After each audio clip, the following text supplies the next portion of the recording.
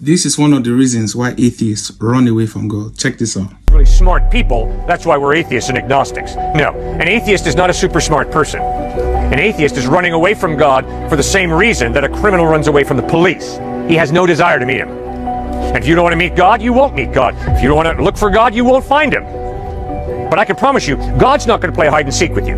If you have a desire to find him, he will reveal himself to you. I don't know how, I don't know exactly when or where, but he will reveal himself to you. Well, and when Scripture talks about in multiple places that God has blinded, so for example, or hardened Pharaoh's heart, that doesn't mean that he's hardened their hearts or has blinded them since the beginning. Exactly, there's room for Satan, unfortunately, to accuse and to tempt. And so that plays a role, but we still have free will. And so just like in Romans 1, which Paul talks about how God gave them up to their desires.